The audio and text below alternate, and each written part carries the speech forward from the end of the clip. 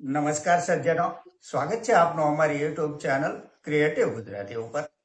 તો સજ્જનો, Nifty index આજે ખુલ્યો તો હતો ગેપ અપ, પરંતુ ખુલીને ઝડપથી નીચે જવા લાગ્યો અને ગઈકાલના ક્લોઝિંગની ઉપર જવા માટે 2 વાર પ્રયાસ કર્યો, પરંતુ ફાસ્ટ સેલિંગે ઉપર જવામાં સફળ ન થવા દીધો નિફ્ટી ઇન્ડેક્સને આજે, અને એક સમયે 25,603 નો લો બનાવી અંતે 58 પોઈન્ટ ઘટી 25,732 બંધ આવ્યો છે। આજે નિફ્ટી ઇન્ફ્રાસ્ટ્રક્ચર ઇન્ડેક્સ 1.10% ડાઉન ગયો છે। નિફ્ટી ઇન્ડિયા ડિફેન્સ ઇન્ડેક્સ પણ 1.10% ડાઉન ગયો છે। નિફ્ટી પીએસયુ બેંક ઇન્ડેક્સ 0.80% પ્લસમાં રહ્યો છે। નિફ્ટી આઈટી ઇન્ડેક્સ 0.70% પ્લસમાં રહ્યો છે। સ્ટોકમાં આજે ઓથમ ઇન્વેસ્ટમેન્ટ એન્ડ ઇન્ફ્રાસ્ટ્રક્ચર્સ લિમિટેડ 7.80% વધીને 267.90 રૂપિયા બંધ આવ્યો છે। મહારાષ્ટ્ર ફૂટર્સ લિમિટેડ 6.60% પ્લસમાં રહી 13,802 રૂપિયા બંધ આવ્યો છે। પીવીઆર આઇનોક્સ લિમિટેડ 6.6% વધીને 1,042 રૂપિયા બંધ આવ્યો છે। મોતીલાલ ઓસવાલ ફાઇનાન્સ લિમિટેડ 5.5% પ્લસમાં રહી 837 રૂપિયા બંધ આવ્યો છે। સિટી યુનિયન બેંક 5.5% વધીને 277 રૂપિયા બંધ આવ્યો છે। ડિક્સોન ટેકનોલોજી આજે 5% ડાઉન ગયો છે। ગોલ્ડ ETF આજે રેડમાં ટ્રેડ કરતા હતા।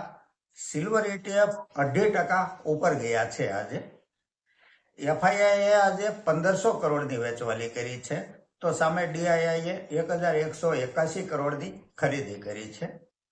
સજ્જનો, એ કંપની તથા ફંડામેન્ટલના વીતેલા ઇતિહાસની ચર્ચા માત્ર અભ્યાસના હેતુથી કરીએ છીએ, જેને ખરીદ વેચાણની ભલામણ નહીં સમજવા આપ સૌને એક વિનંતી કરું છું। એક સજ્જન મોરપેન લેબ વિશે જાણકારી આપવા કહે છે। આ ઘણી જૂની કંપની છે।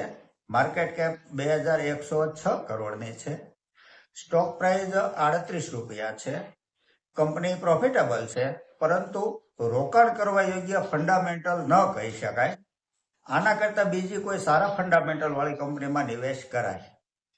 આગળ એક સજ્જન કહે છે કે ક્યુપિડ લિમિટેડ તથા एनोडिटा मेडिकल लिमिटेड आ બંનેમાંથી कौन सी कंपनी इन्वेस्ट के लायक है जिसमें एसआईपी करे। तो आ एनोडिटा मेडिकल लिमिटेड जे छे ने ते 1,758 करोड़नी मार्केट केप वाली एक स्मॉल केप कंपनी छे। स्टॉक प्राइस 972 રૂપિયા છે। આ કંપનીની સ્થાપના 2024 માં થયેલી છે અને 2025 માં કંપનીનો આઈપીઓ આવેલો હોવાથી વધારે કોઈ ડેટા મળતો નથી। હવે વાત જો કરીએ ને તો ક્યુપિડ લિમિટેડની, તો 2016 માં સ્ટોક પ્રાઇસ 16 રૂપિયા ને 85 પૈસા હતો, જે આજે 439 રૂપિયા છે। એટલે કે વીતેલા 10 વર્ષમાં કંપનીએ 3,316% વળતર શેર હોલ્ડરોને આપ્યું છે।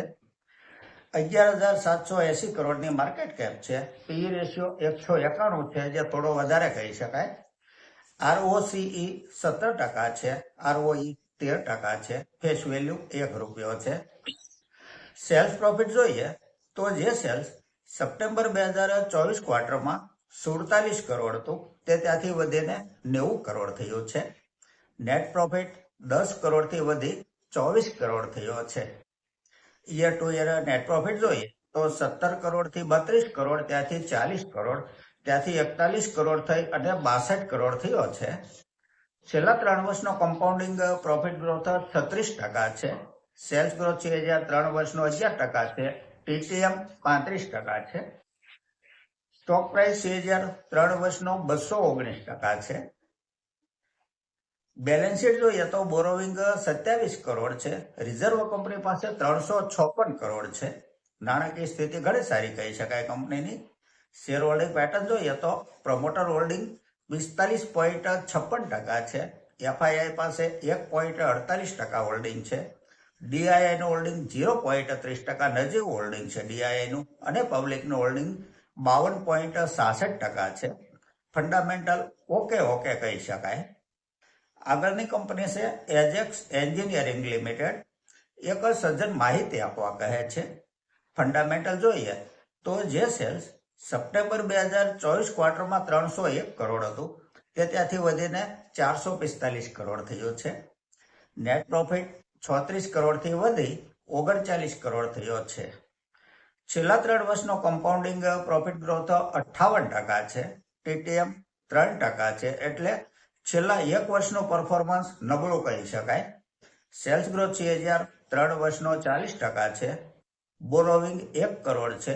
રિઝર્વ કંપની પાસે 1241 કરોડ છે. માર્કેટ કેપ 6581 કરોડની છે. સ્ટોક પ્રાઇસ 575 રૂપિયા છે. 52 વીક હાઈ 757 રૂપિયા ગયેલો છે. પી રેશિયો 26 છે. ROCE 33.5% છે. ROE 25% છે. ફેસ વેલ્યુ 1 રૂપિયો છે. શેર હોલ્ડિંગ પેટર્ન જોઈએ તો પ્રમોટર હોલ્ડિંગ 80% છે. FII પાસે 6.5% હોલ્ડિંગ છે. DII નું હોલ્ડિંગ 9.42% છે અને પબ્લિકનું હોલ્ડિંગ 4.08% છે. ફેબ્રુઆરી 2025માં લિસ્ટેડ થયેલી આ એક ન્યૂ એજ કંપની છે. ફંડામેન્ટલ સારું કહી શકાય. આગળ એક સજ્જન ગુજરાત ટૂલ રૂમ વિશે વ્યૂ આપવા કહે છે. 99 કરોડની માર્કેટ કેપ વાળી આ એક માઇક્રો કેપ કંપની છે. સ્ટોક પ્રાઇસ 71 પૈસા છે, ફક્ત 71, 1 રૂપિયાની પણ અંદર છે. અને પેન્ડી સ્ટોક કહેવાય. લાસ્ટ ક્વાર્ટરમાં કંપનીએ નુકસાની નોંધાવેલી છે. 99.93% હોલ્ડિંગ પબ્લિકને પધરાવી દીધેલું છે. FII, DII કે પ્રમોટર કોઈની પાસે હોલ્ડિંગ જ નથી. સામાન્ય થોડું 0.07% DII પાસે છે. આવી કંપનીથી દૂર રહેવામાં જ મજા છે. તો સજ્જનો, આ સાથે આજની આ ચર્ચા અહીં પૂરી કરીએ છીએ. જો આપને આજની આ ચર્ચા પસંદ આવી હોય તો લાઈક કરજો, શેર કરજો, મારી ચેનલને સબસ્ક્રાઈબ કરજો. નમસ્કાર.